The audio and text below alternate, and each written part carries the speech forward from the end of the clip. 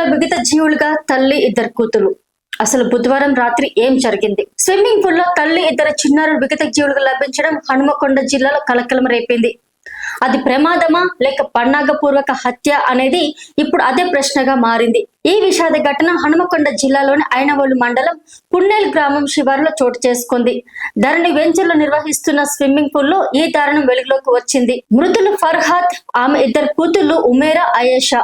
గమనించాల్సిన విషయం ఏమిటంటే ఫర్హాద్ 3 నెలల గర్భిణి అని పోలీసులు తెలిపారు. బుధవారం రాత్రి భర్త హజారుద్దీన్ తో కలిసి కుటుంబం స్విమ్మింగ్ పూల్ కు వచ్చినట్లు సమాచారం. అయితే ఆ తర్వాత ఏం జరిగిందో మాత్రం మిస్టరీగా మారింది. కొద్దిసేపటికి అదే స్విమ్మింగ్ పూల్ లో 3 మృతదేహాలు కనిపించడం షాక్ కు గురి చేసింది.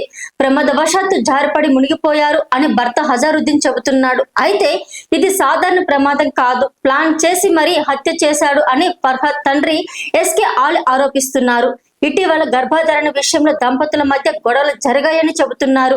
ఇక పోలీసులు సంఘటన స్థలానికి చేరుకొని సీసీ కెమెరాలో హార్డ్ డిస్క్ ను స్వాధీనం చేసుకున్నారు. అన్ని కోణాల్లో కేసును దర్యాప్తు చేస్తున్నారు. మృతదేహాలను పోస్ట్ మార్టం కోసం ఎంజీఎం ఆసుపత్రికి మార్చురికి తరలించారు. రిపోర్టు వచ్చిన తర్వాతే అసలు నిజాలు బయటపడే అవకాశం ఉంది. ప్రమాదమా లేక హత్య అనేది తల్లి ఇద్దరు చిన్నారుల మృతితో గ్రామంలో విషాద ఛాయలు కమ్ముకున్నాయి. ఈ కేసులో నిజాలు బయటకు రావాలంటే పోలీసులు దర్యాప్తు కీలకంగా మారింది. మృతదేహాలను పోస్ట్ మార్టం కోసం ఎంజీఎం ఆసుపత్రి మార్చురికి తరలించారు. రిపోర్టు వచ్చిన తర్వాతే అసలు నిజాలు బయటపడే అవకాశం ఉంది.